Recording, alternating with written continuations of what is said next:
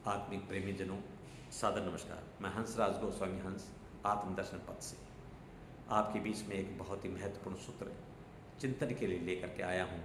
सज्जनों, उस सूत्र की वेद शास्त्र गीता संत सब लोग महिमा गाते हैं।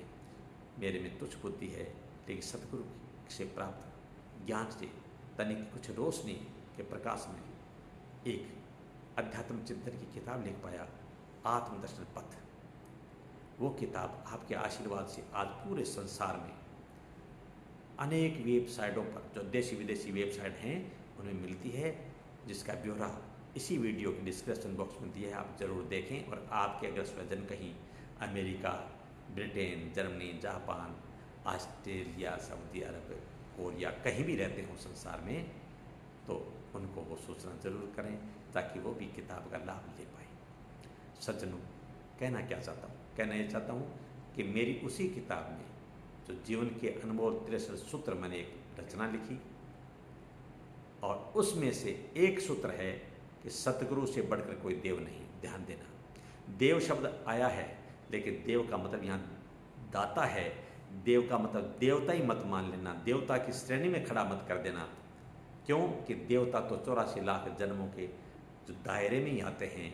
गीता में लिखा है कि हे अर्जुन, वो सैकाम कर्मयोगी जो मनुष्य जन्म के अंदर रहते हुए पुण्य कमाएगा, इतना पुण्य कमाए कि स्वर्गलोक की कामना के अंदर देवता बन जाएगा, लेकिन वहाँ भी पुण्य खर्च होने के बाद में वापस मर्त्यलोक में आएगा और 84 लाख योनियों में से शेष रही 83,99,999 योनियों में भटकता चला जाएगा। यानी देवता भी मोक्ष प्राप्त नहीं कर सकते। और देवताओं की उपासना करने वाले भी, भगवान ने कहा है कि हे पार्थ, देवताओं को जो भजेंगे वो देवता को प्राप्त होंगे, और मुझे भजेंगे, मेरा सुमिरन करेंगे, वो मुझे प्राप्त होंगे। इसका मतलब भगवान को प्राप्त करने के लिए ब्रह्मांड के अंदर कौन है?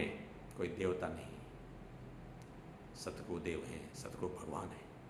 इसलिए उनकी शरण में जाकर के ही हमें चिंतन का रास्ता खोजना पड़ेगा। और इनकी महानता के लिए कबीर जी ने कहा है कि गुरु गोविंद दोनों खड़े रे काके लागू पाए, अरे बलिहारी गुरुदेव ने के गोविंद दियो बताए। लेकिन कबीर जी साथ में जगाना चाहते हैं, हमें चेतावनी देना चाहते हैं, करे काल करे सो आज करे, आज करे सो अब, पल में प्रलय होगी तो फिर करेंगे कब। लेकिन तो हे मेरे परम प्रेमी देवताओं, मेरे परम प्रेमी सज्जनों, मेरी आपसे विनम्र प्रार्थना है कि समय रहते ही हम सतगुरु की शरण में जाएं। सिर्फ कामना के चक्कर में बहकते न चले जाएं, सतगुरु की शरण में जाएं, विवेक की जागृति करें, आत्म बोध प्राप्त करके मोक्ष को प्राप्त करें। इसलिए सतगुरु को देव कहा है, सतगुरु भगवान कहा